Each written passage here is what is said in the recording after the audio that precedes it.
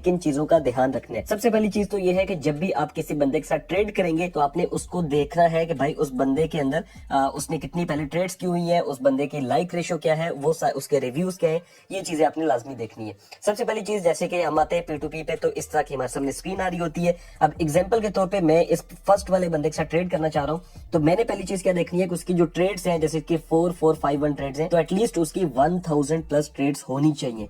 जब इसकी हमने ये पहली चीज देख ली कि हाँ 1000 से तो ज्यादा ट्रेड है।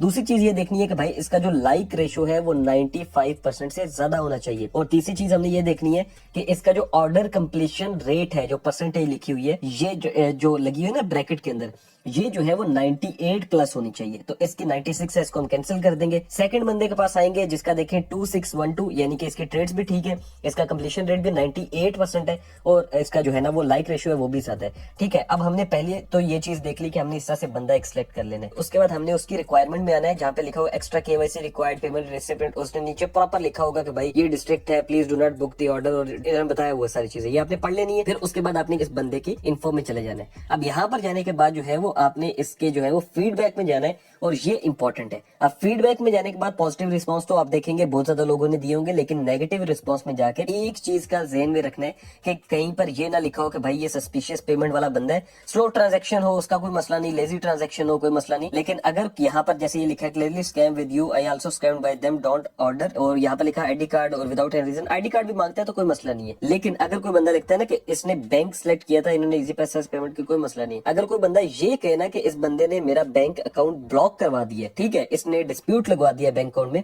वो मसला है। अदरवाइज अगर कोई कहता है कि इसने लेट किया है ट्रांजैक्शन, स्लो की है, इसका कोई मसला नहीं।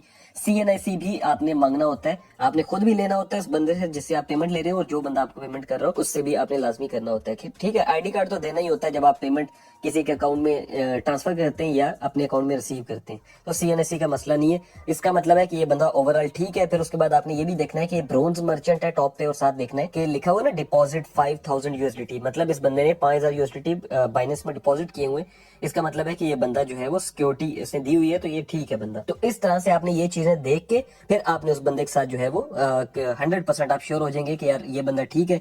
फिर आपने इसके ऐड भी देख लेने, इसने बाय का भी लगाया, सेल का भी लगाया, इसका मतलब है कि ये काम कर रहा है प्रॉपर, तो इसको जो है वो आप आगे प्लेस ऑर्डर कर सकते हैं। एक तो ये चीज आपने देख ली। दूसरी इंपॉर्टेंट चीज जो कि आपने ध्यान में रखनी है वो ये है कि जब आप सेल कर रहे होंगे USDT को, तो बंदा नेक्स्ट जो होता है वो आपके अकाउंट में पैसे डालता है। अब जब वो पैसे ट्रांसफर करता है तो वो आपको अक्सर एक इजी पैसा की रिसिप्ट भेज देता है या बैंक अकाउंट की रिसिप्ट भेज देता है, और कहता है कि भाई पेमेंट आ गई है, मुझे जो है मेरे USDT रिलीज कर दे। तो आपने उसकी बात पे यकीन नहीं करना, बल्कि आपने उस SMS का वेट करना है जो कि आपको आएगा, या आपने ऐप में जाके देखना है। अगर आपके पैसे आपके अकाउंट के अंदर ट्रांसफर हो चुके हैं, फिर ही आपने उस बंदे को USDT रिलीज करने। आपने किसी ऐसे अकाउंट में नहीं मंगवा लेने पैसे जिसकी आपके पास ऐप ना हो या कोई मसला बन जाए बाद में। तो ये नहीं है कि भाई मेरे पास तो ऐप ही नहीं है, मुझे कैसे पता चलेगा। तो ऐप आपने लाजमी इंस्टॉल करके रखनी है, या आपको मैसेज आना चाहिए जब आपकी 100% कंफर्मेशन हो, तभी आपने पेमेंट रिलीज करनी है। तो इन चीजों का अगर आप ध्यान रखते हैं तो 100% इंशाल्लाह ताला आपका जो है वो P2P सिक्योर रहेगा, और आपके साथ स्कैम होने के कम से कम चांसेस होंगे। ये चीज ध्यान में रखिएगा कि जो बाइनेंस है